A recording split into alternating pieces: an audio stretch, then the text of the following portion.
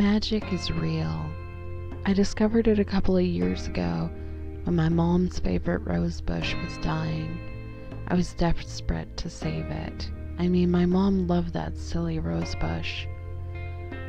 I was trying to trim away the dead parts of the plant, and I slipped. I ended up lopping off a significant portion off the top, and I panicked. So I did what any other person would do who just broke something their parents care very deeply about. I tried to fix it. I held the two pieces of the bush together, willing for it to just somehow fuse back together. It didn't at first, but I persisted. I concentrated hard to keep my hands steady, and my will materialized in purple and green sparks. They were faint, but I saw them. Of course, shocked, I dropped the plant, but it stayed together. And in a few moments, it looked really healthy. Even the pieces I had cut away had grown back and started budding. I sat on the ground hard and stared at the flourishing plant, trying to make sense of what had just happened. It made no sense, of course, because magic wasn't real. And it's not like I'm some superhuman hero thing. I was just a teenager at the time, nothing special, and magic wasn't real. Still, how else do you explain the rose bush that is still growing in my mother's garden? If magic isn't real, then how could I have saved the plant? So that was the first time that I know of that magic entered the world, at least in recent times. I've been doing my research, and I'm convinced that in medieval times there must have been at least some sort of magic. I've been thinking a lot about Merlin and other famous wizards and witches, and about all the creatures that only exist in our fairy tales. Maybe magic explains all of it. Maybe not. Either way, I seem to be able to use it, whatever it is.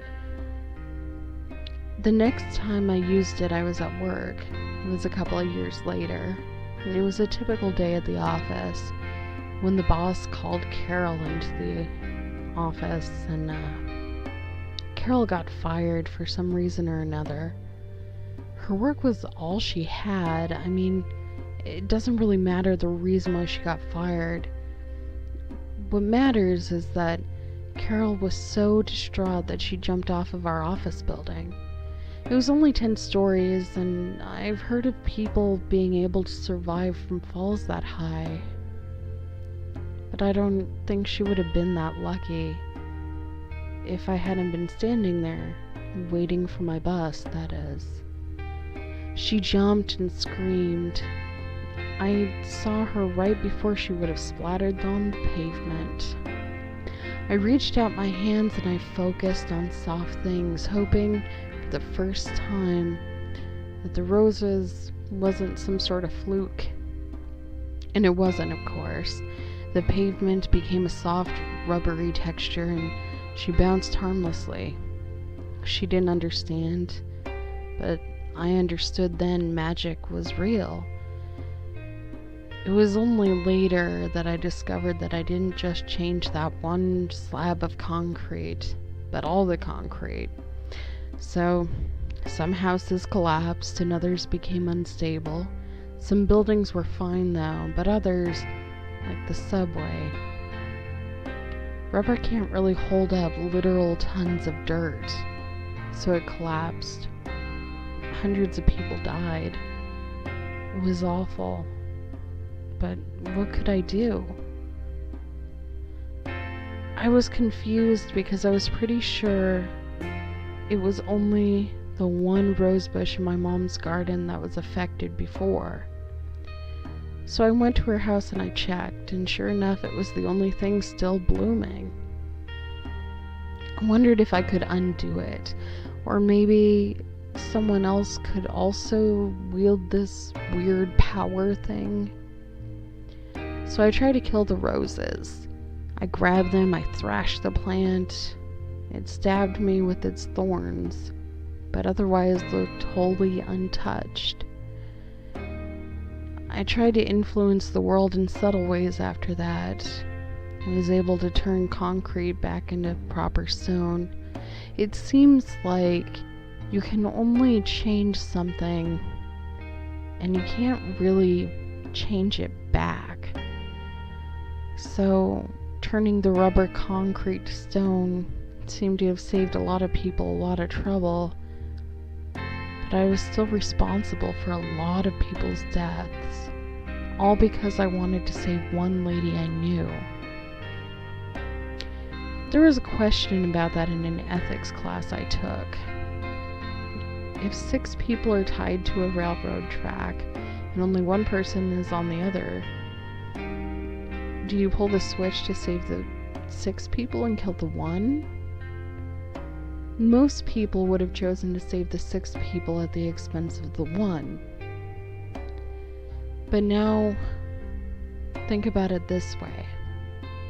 The person on the one track is the person that you love the most in the world, and the 6 people on the other are complete strangers to you. What would you choose now? That's a much harder choice. Although I'm pretty sure I would like to say that I would choose to save the strangers. But I think most people would say that until they were forced into a situation where they actually needed to make a choice. See, I liked Carol. She was my friend, but I can't imagine if something scary was happening to my parents what I would do. Either way, I need to make a choice like that now. You see, magic is too powerful.